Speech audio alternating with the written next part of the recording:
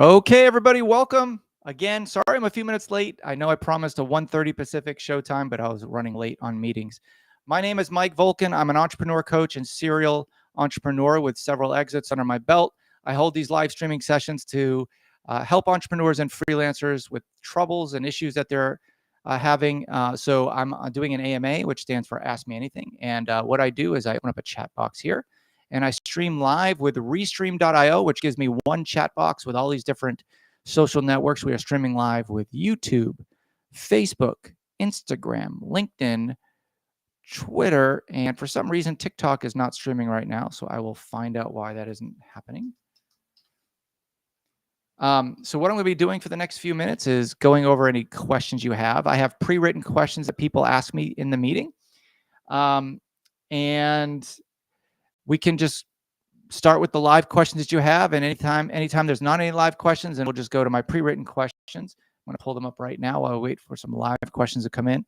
Really doesn't matter if you're a startup entrepreneur, a wannabe entrepreneur, you run a Fortune 500 company, ask me anything. I've worked with hundreds of companies. If I counted, I could probably say it's over 1,000 right now in some kind of marketing leadership or coaching capacity. I've been a fractional CMO for over 20 years. And I've been an entrepreneur coach for about 12 of those 20. And along that entire timeline for the last, boy, I sound old, 24 years now, I've been a serial entrepreneur building and selling companies. So I'm more than happy to answer any questions you have. Even if you're a freelancer, I know last week we did a freelancing session where we answered only questions from freelancers. And I apologize in advance from the itching and the scratching and the sneezing. I have allergies. It's allergy season. I love the spring, but it's allergy season.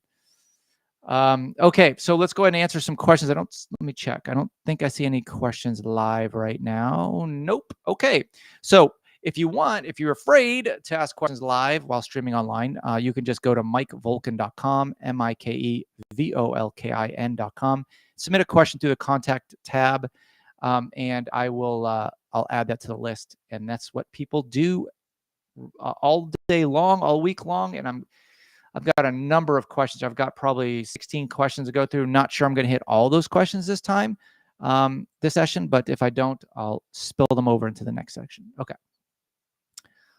So let me scroll to the top.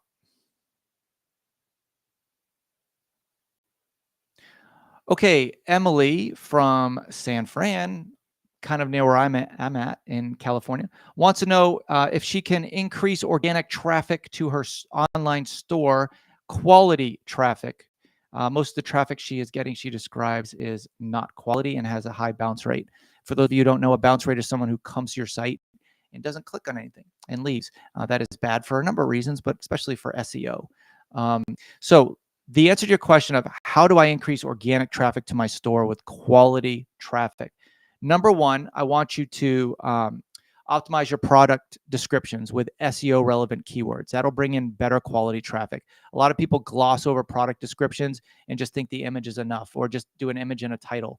Really go deep into the product description and utilize your buddy ChatGPT or Google Gemini for this. Okay. Another thing, I want you to utilize high quality images and videos. That is very important, not so much for SEO, but in a way, indirectly for SEO, because when you have videos on product, people will stay on your page longer to watch that video, and time on site is an important element for SEO.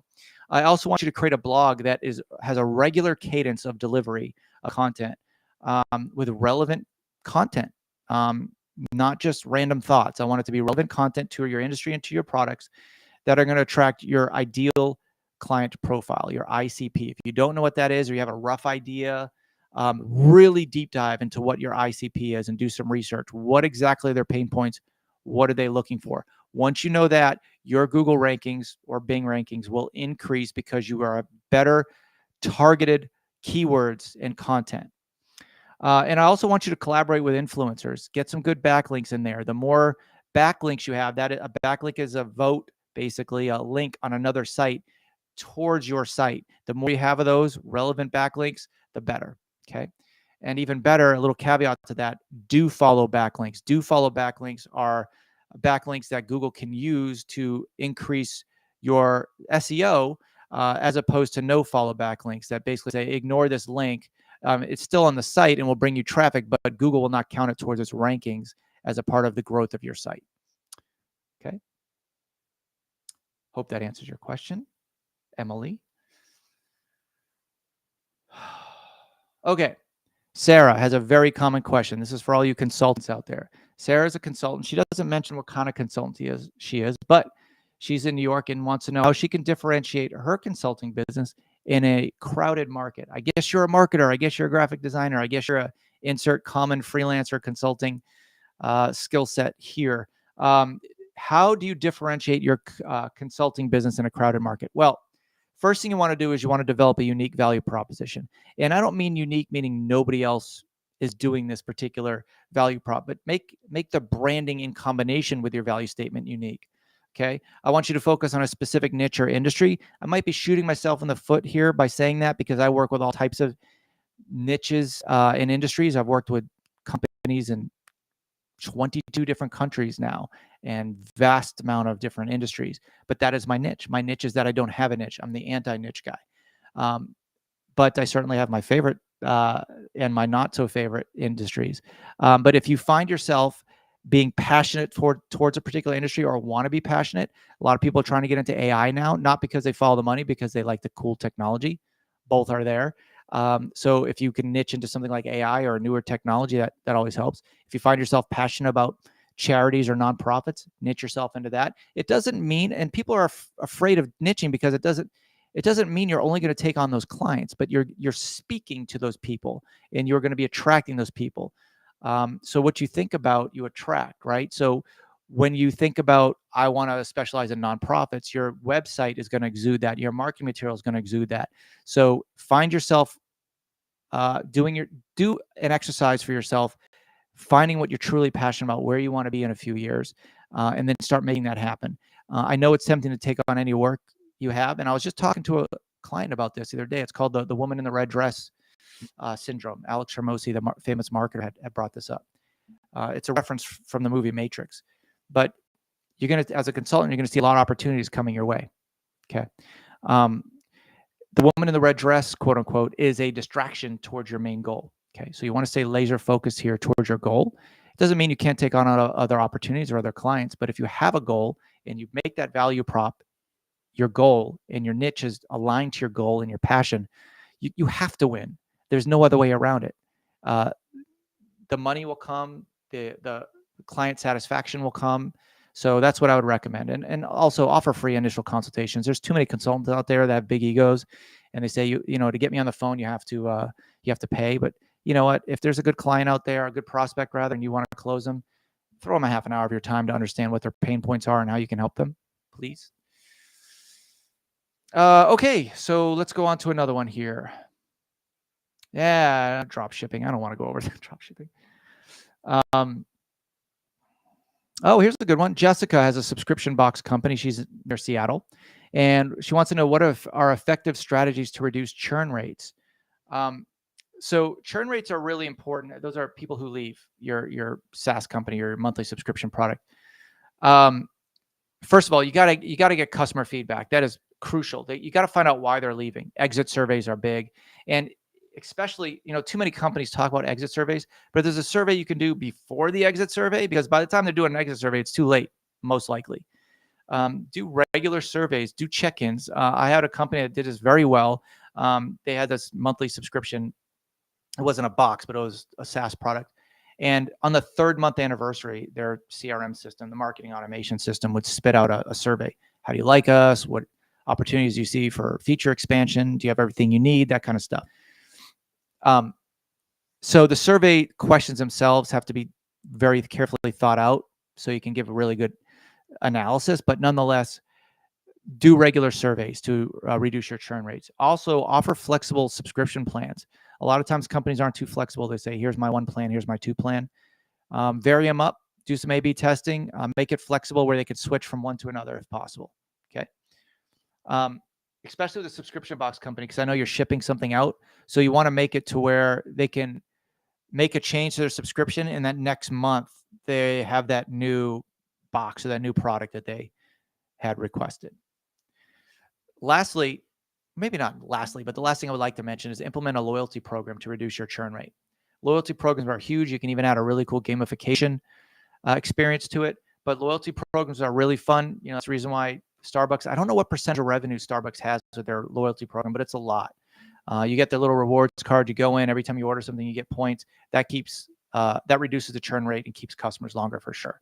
And the last little thing I'd like to mention is make it a very customer-centric company. Subscription boxes, even SaaS companies need to be on top of their customer service. Nothing is more frustrating when you're trying to get a hold of a company that you're paying monthly for, and you can't find anybody or get any personal service. Okay. So that would be my best answers for reducing churn rate. No questions live. Wow. Okay. Let's keep going to the pre-done questions over here.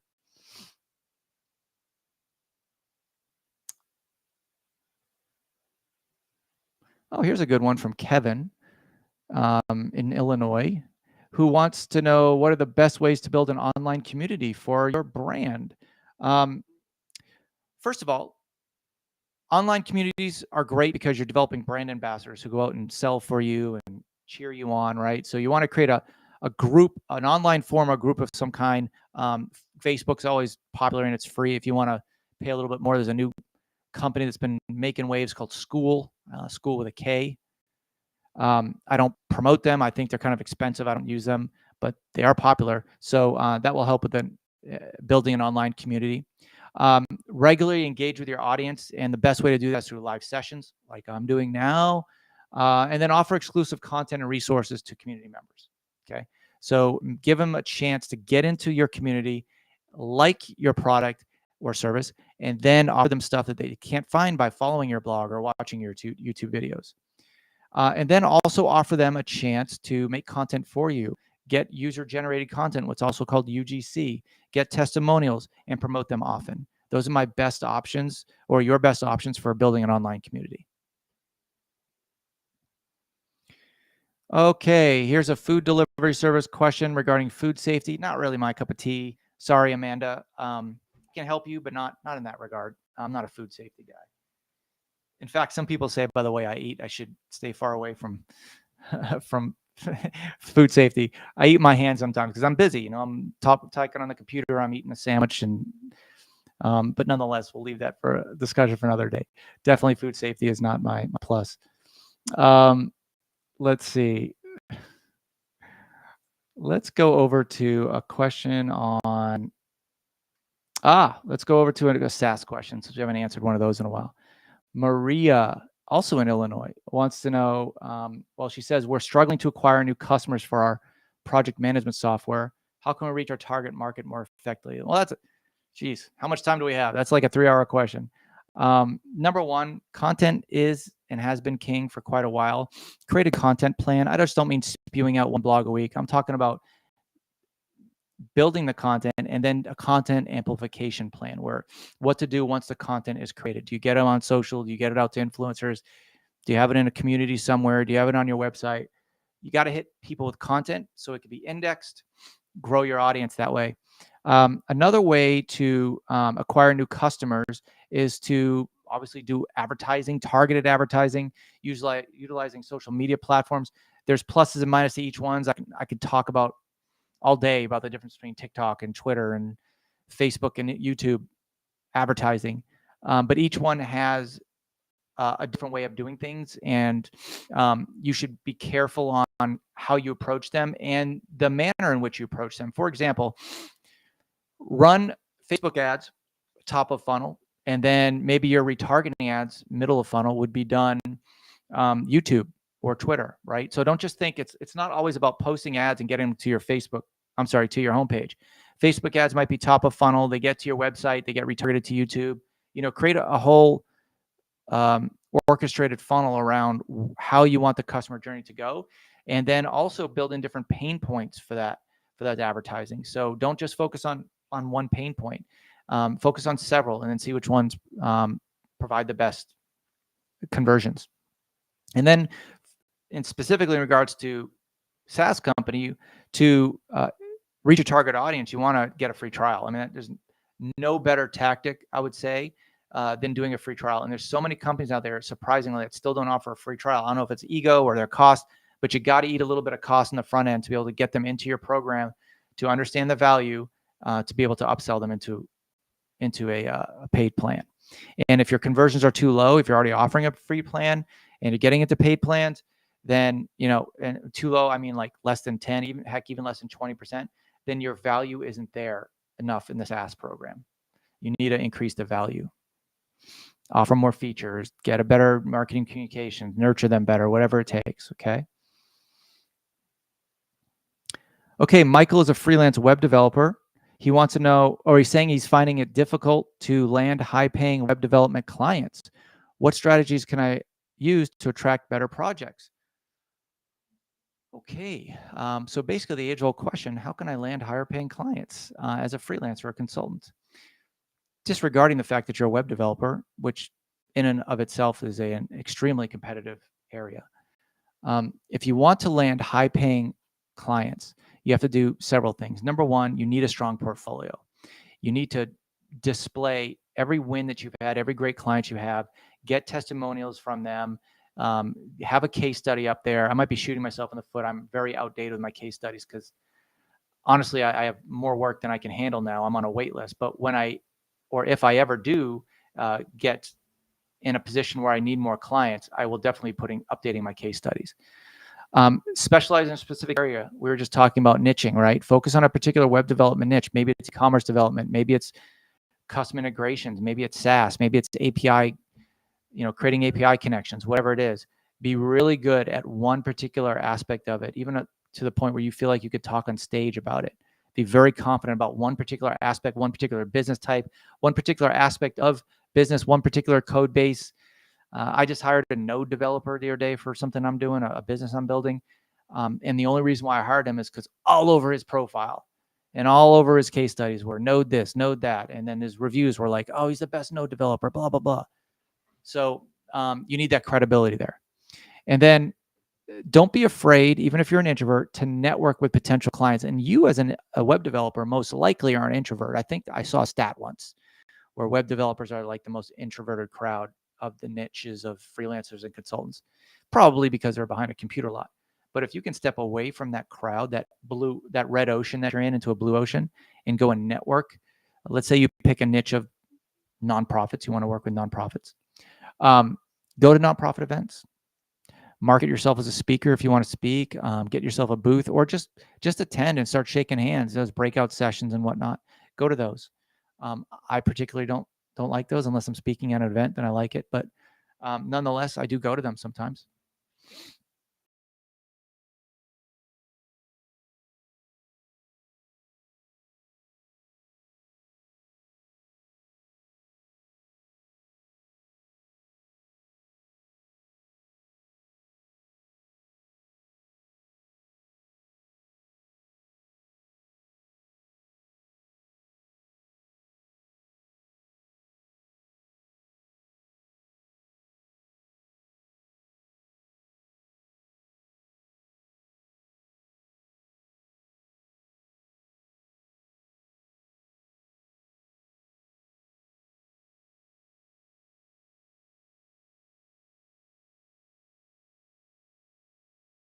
We're back now. So for those of you who lost the connection, Anna had asked a question about how she can reduce cart abandonment rates in her online store. The first thing you could do is seriously go through your checkout process. It might be too confusing. Simplify the heck out of your checkout process. And I also want you to offer multiple payment options. There's, buy now, pay later options. There's financing out there. There's PayPal versus credit card versus Venmo. Offer a variety of different payment options.